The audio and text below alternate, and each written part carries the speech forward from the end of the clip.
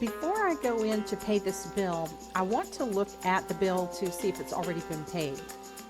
I'll head up to the vendor center and I want to choose Perry Windows and Doors from the list on the left. I'll just search and now I see all the transactions.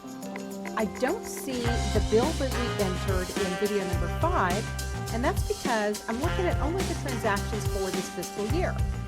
Let me head up to the top here and click on all, and now you'll see there's that bill. It was dated January of 2025. I'm going to double click and open it up.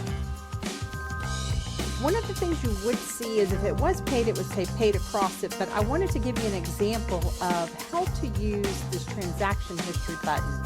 It'll be very helpful to you when you're looking for different transactions that are linked to each other. Under the Reports tab, you've got Transaction History, and this window will list any transactions that are linked to this bill. You can see the only thing here is this purchase order. If I wanted to go to that, I could click on Go To. And if you were in the purchase order and you clicked on Transaction History, you would see the bill because they're linked to each other. I'll just go back to that bill. Those are the only things. There was not a payment. That's how I know this has not been paid. I'm going to go ahead and close a couple of these windows here and head back to the home screen because we're going to follow the flow chart and we're going to take this route over to the Pay Bills window. What I want to do is look for Perry Windows and Doors, and I see the one that I'd like to pay here. It's $1,450. If you wanted to pay more than one, you could go ahead and check those off. If I wanted to go to that bill, I have a way to go to it since it's selected.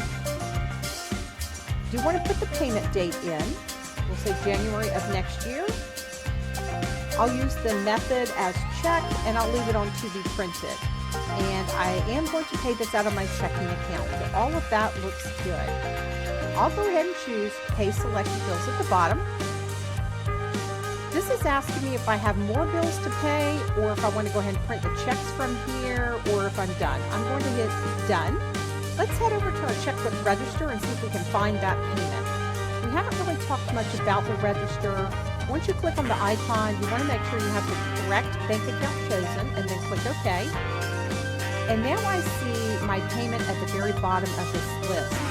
Your payment is not always going to be at the bottom because this list is in date order. It just so happens that that is the furthest date out, and that's why I see it here.